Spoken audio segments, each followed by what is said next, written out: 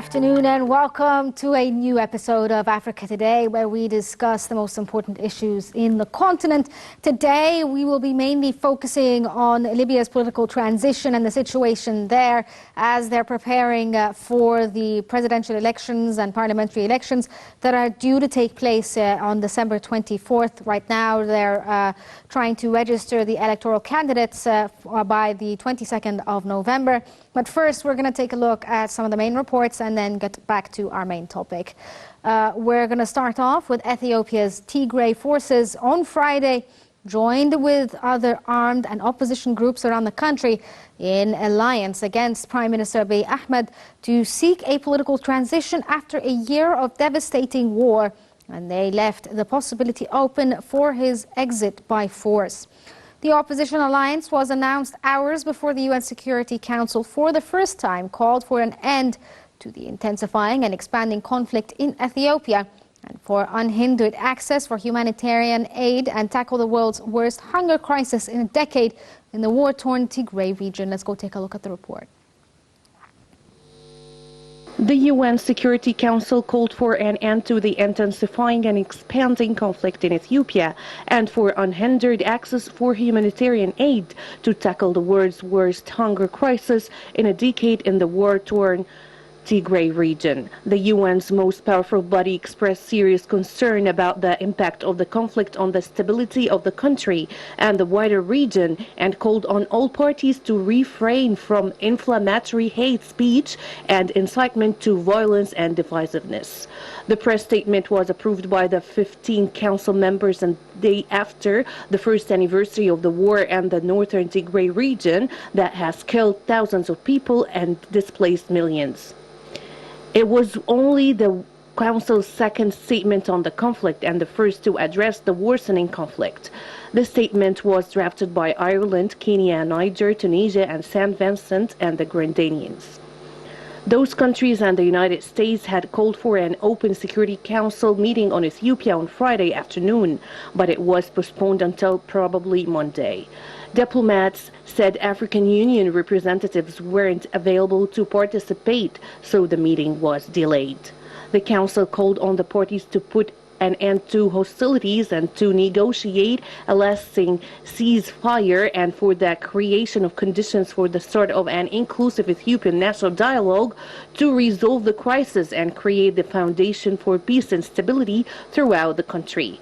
Council members said the language in the statement was watered down after objections from Russia to the original statement, which called on all parties to immediately end hostilities without preconditions. But the statement, read by Mexico's UN Ambassador Juan Ramón de la Fuente Ramirez, the current council president, did call for an end to hostilities, though without the word immediately.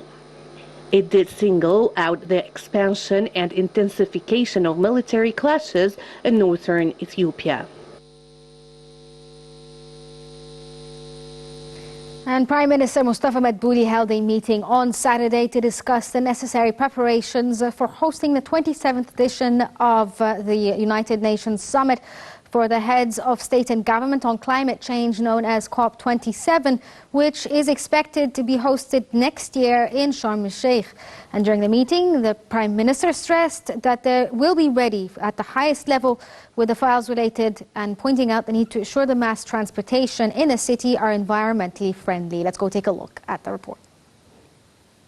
Prime Minister Mustafa Madbouly on Saturday held a meeting to discuss necessary preparations for the 27th session of the Conference of the Parties COP27 to the UNFCCC, rescheduled to take place from November 7th to November 18th, 2022 in Sharm el-Sheikh.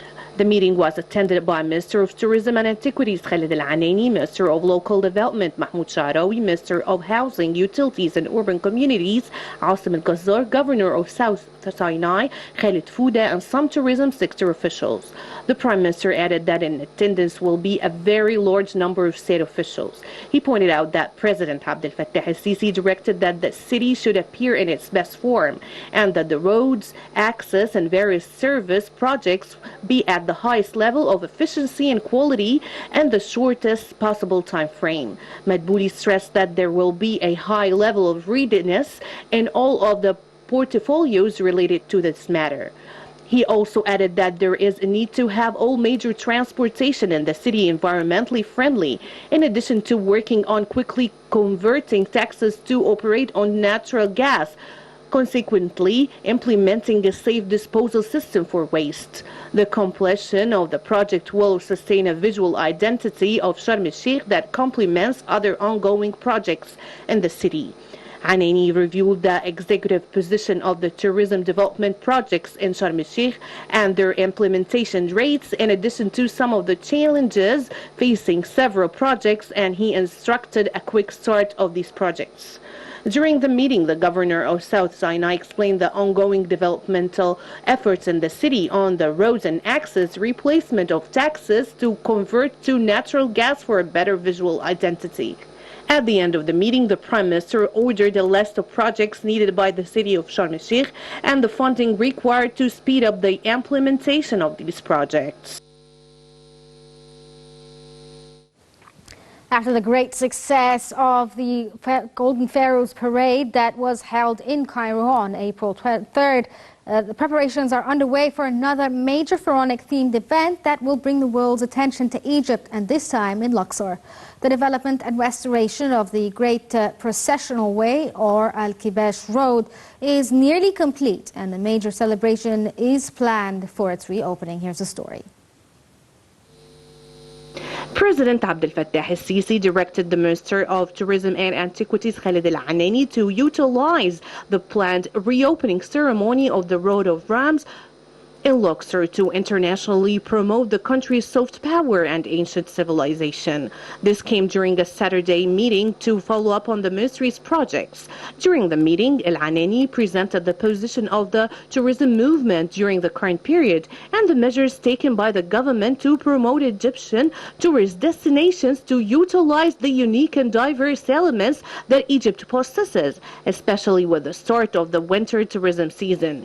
He also showcased the coordination among concerned ministers and relevant authorities to ensure the recovery of the tourism sector from the repercussions of the coronavirus pandemic. This includes the recent launch of the direct flight line between the cities of Luxor and Sharm el-Sheikh, which aims to link archaeological tourism with the beach one. The president directed El-Anaini to increase the number of medical crews at the airports of Egyptian tourist cities to conduct COVID-19 tests for tourists. Moreover, Minister of Tourism also reviewed the executive position of a number of the imminent openings of archaeological projects and the preparation for organizing the major promotional event of Luxor Governorate within the framework of the celebration of the reopening of Road of Rams. The celebration comes after implementing several projects to develop the tourism infrastructure and the governorate, such as visual identity, developing the corniche, and raising the efficiency of facilities and buildings. And back to our main topic, which is Libya and the National Unity Government plans to run the president elections next month. According to senior officials, Abdelhamid Dibdeba has become popular with big public spending programs after years of civil war, and could be a frontrunner to win the office as Libya's first elected head of state since a decade ago.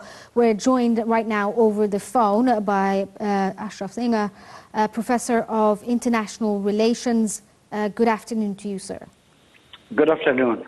Thank you for joining us. You are more than welcome. The head of the Libyan High Electoral Commission, Ahmed El-Zayah, has announced opening the door for presidential and parliamentary election candidacies. How have you followed the ongoing progress in the Libyan political scene? Is it progressing well? Actually, Libya issue is very crucial now for the nation community. And currently, the visiting of the Minister of Foreign Affairs, Sameh Shoukry, to Washington, and part of his discussions now in D.C. is tackling, what is going on in Egypt, in Libya. Egypt's proposal to create a peaceful environment can help all the Libyans.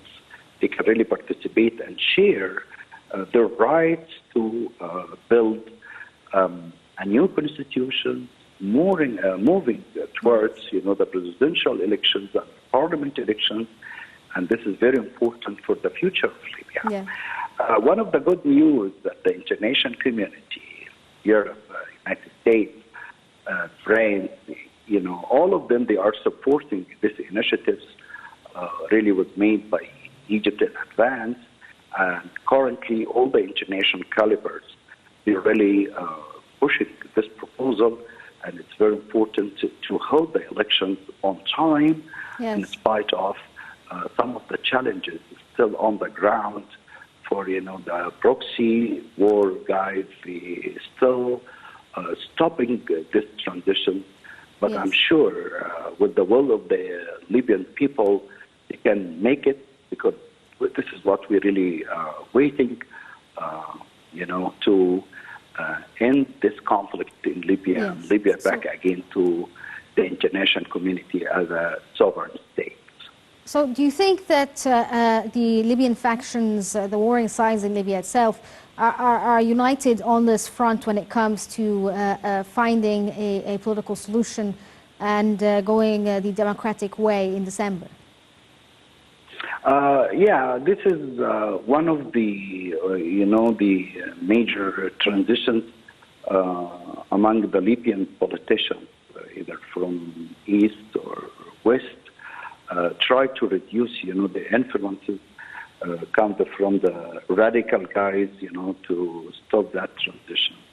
So far, the stakeholders of Libya need really to achieve this step, because this is very important in spite of the challenges which are really facing Libya now. But I'm sure with all the support from the Arab leagues and all the regional powers in Arab worlds really support this transition, and I hope they can really succeed if they can really stop, transferring, arms that can really increase the violence in Libya. But the international community very, very care now to make this happen and holding the elections on time. This will be the answer, can really give the legitimate government, legitimate president, the right to run the office and run Libya for their future, improve the economy, economic growth. This is what the Libyan people need now. Yeah, which brings me to the next idea. You were saying that there's a full support from the Arab League when it comes to this transitional phase. The foreign minister of Egypt, Sameh Shoukry, had earlier in a conference proposed 4 different measures to ensure the elections are held on time in December. How do you see Egypt's role in extending its hand to Libya when it comes to security and stability in the country? One of the good news about Egypt's role, never ever Egypt really pushed its policy without that kind of agreement among the Libyans themselves. All the initiatives that Egypt proposed, targeting the different political group, Egypt was very fair. Never ever Egypt made unilateral actions to support a group against other groups. The major goal of Egypt, bring all Libyans together. It doesn't matter if they live in east or west, tribe or civilians live in, north. The most important, make that kind of degree of satisfaction among Libyans. Of course, the tribes of Libyans. They had a very strong role. I know what major problem in Libya that, the late President Gaddafi didn't really create a strong military institution. This is really, examine, or I'm sorry, to see the consequences of missing the role of the military institutions in Libya. But I'm sure, Egypt's proposal to support contacting with the international arena to bring all the stakeholders from Europe, America, to support the Egypt initiatives. And I'm sure, based on, gathering some analysis to count to the Libyan response, they are very welcoming of Egypt's role, because Egypt's role basically supports peace, security, stability in Libya and in North Africa. Like you were saying, stability is a very important thing, and Libya has been, in conflict for a decade now. And Egypt had supported earlier, the international agreement for the immediate pullout of foreign troops and different mercenary groups as well. Do you think that the Libyan transition or the electoral system that's happening right now in Libya will help rid the country of external influences and interferences in their internal affairs? I agree with that point, that, it's really hard to get the election on time with that kind of influence come outside of Libya, because, all the powers, like to intervene in Libyan politics in sake of some business or in sake of some interest. We understand, the existing of the proxy war, guerrilla in Libya, is still, creating the major challenges for that transitions.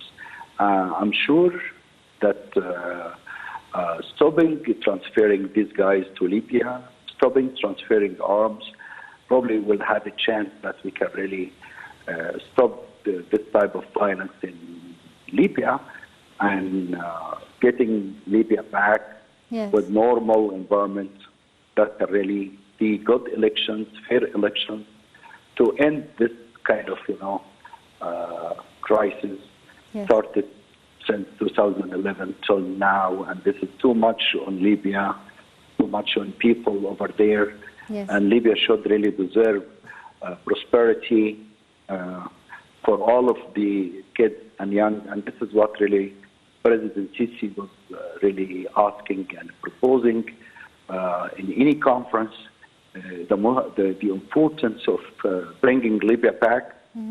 Libya is part of the Egyptian interest, national security of Egypt, and extending that concept to Libya, to Sudan, to Syria. This is one of the major responsibilities of Egypt toward their brothers in the Arab world. Well, unfortunately, we're out of time. So, Dr. Ashraf Singer, thank you so much for joining us. That was Dr. Ashraf Singer, the Professor of International Relations. Thank you so much for joining us. And unfortunately, this brings us to the end of this episode of Africa Today. But stay tuned for more on Nile TV.